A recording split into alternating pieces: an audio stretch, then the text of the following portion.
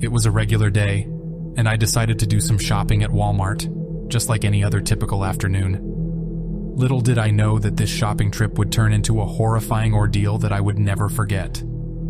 As I wandered through the aisles, I noticed a man who seemed out of place. He was disheveled, with unkempt hair and torn clothing, lurking around the store like a shadow. At first, I brushed it off as just another random encounter with someone down on their luck. However, as I continued my shopping, I couldn't shake the feeling that he was following me. Everywhere I went, I would catch a glimpse of him, hiding behind the racks of clothes or pretending to browse through the shelves. It felt like he was always there, watching me, studying my every move. The unease in my stomach grew with each passing moment. Trying to shake off the feeling, I decided to head to the restroom, hoping that I was just being paranoid. As I entered, I glanced back, and there he was, still following me, keeping a safe distance. But his eyes locked onto me like a predator stalking its prey. I quickly entered a stall, hoping that he would just pass by and leave me alone. But to my horror, he didn't. Instead, he stood right outside the restroom as if waiting for me to come out. My heart pounded in my chest as I realized that this man was not here by chance.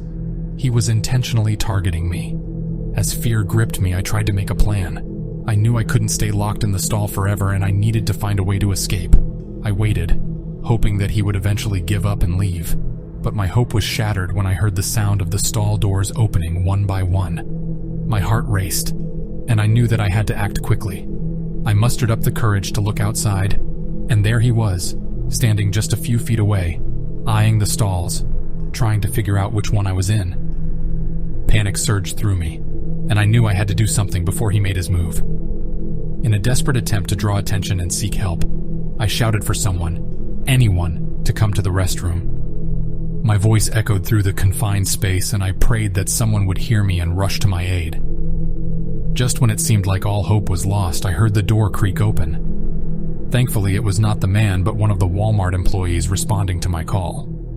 I quickly explained the situation to her, and without hesitation, she called for backup and security. Other employees soon arrived, and they approached the man cautiously, making sure not to escalate the situation. Thankfully, the quick response of the Walmart employees prevented the man from making any further attempts to harm me. They managed to apprehend him and hold him until the police arrived. It turned out that he had a history of troubling behavior, and they suspected he might have had ill intentions.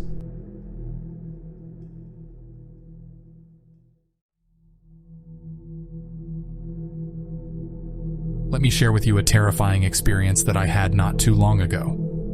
As an employee at Walmart, I've seen my fair share of odd things in the parking lot, but one particular day stands out in my memory like a nightmare I can't forget. It was a regular evening shift, and as I was taking a break, I noticed a suspicious van parked at the far end of the parking lot. It seemed out of place, and I couldn't help but feel a sense of unease about it. The windows were tinted, making it impossible to see who or what was inside. As the day came to an end, I headed towards the exit, walking home like I always did. But little did I know that my usual route would take a sinister turn. As I walked past the same van I had noticed earlier, the engine roared to life, and it began to follow me. My heart started pounding in my chest, and my instincts told me that something was terribly wrong. I tried to convince myself that it was just a coincidence, but the feeling of being watched grew stronger with each step. I quickened my pace, hoping to lose the van, but it continued to trail behind me like a predator stalking its prey. As fear and panic washed over me, I realized that I needed to do something to escape this ominous vehicle. I darted into the nearest convenience store, hoping that the van would pass by and leave me alone. I waited inside, catching my breath, and prayed that the danger was over. However, when I finally decided to leave, the van was still there, lurking ominously in the shadows. My heart sank as I realized that this was no coincidence. I was being targeted. The driver must have seen me as an easy prey, vulnerable and alone in the dimly lit streets. I knew I couldn't stay in the store forever, so I made a quick decision to take an alternative route home through busy and well-lit streets. But it seemed that the driver was one step ahead of me. As I turned the corner, there it was, the menacing van blocking my path. Terror consumed me as I watched the door slide open, revealing a person inside, wearing a mask, hiding their identity. I knew that I had to act quickly if I wanted to escape this harrowing encounter. Adrenaline pumping through my veins, I turned and ran in the opposite direction. The driver pursued me relentlessly, the sound of the engine echoing in my ears like a haunting melody. My heart pounded in my chest and my lungs screamed for air as I ran as fast as my legs would carry me. I prayed for someone, anyone, to come to my rescue. Thankfully, my prayers were answered. A group of people noticed the commotion and rushed to my aid, causing the driver to abort their sinister plan. The van sped away into the night, disappearing into the darkness like a phantom. Shaken and scared, I quickly reported the incident to the police. I provided every detail I could remember, and they assured me that they would do everything in their power to find the culprit. It took some time, but eventually the police were able to locate the van and apprehend the driver. The person behind the wheel turned out to be a known criminal with a history of predatory behavior. My encounter with the van was no accident. It was a carefully planned and sinister attempt to abduct me.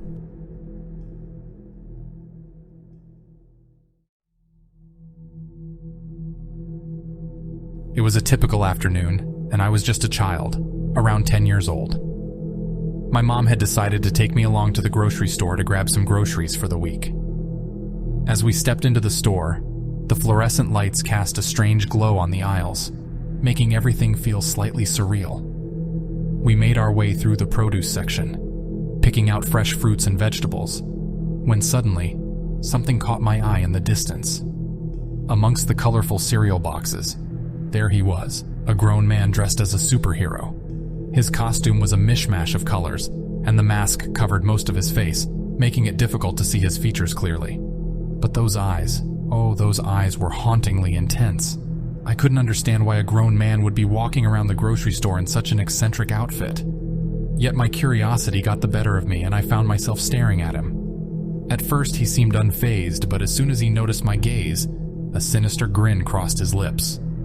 Something about that grin sent a shiver down my spine, and I quickly looked away, pretending to be interested in the cereal selection. I hoped he would just walk away, but instead he started moving in our direction, not picking up any groceries, just aimlessly roaming the aisles. My heart pounded in my chest as he got closer, and I could feel the tension in the air. I wanted to alert my mom, but I was too scared to speak up. I kept stealing glances at him, and each time he seemed to be inching closer. As if sensing my fear, my mom noticed that something was bothering me. She asked if I was feeling okay, and I hesitantly whispered about the strange man dressed as a superhero. My mom looked in the direction I pointed, but by then, the man had disappeared around a corner. My mom assured me that everything was fine and asked me to stick close to her. But deep down, I couldn't shake the feeling that something was seriously off about that man. I clung to my mom's hand, feeling safer by her side. We continued with our shopping, but my eyes constantly darted around, searching for any sign of that eerie superhero figure. I couldn't concentrate on anything else, and my unease only grew with each passing moment.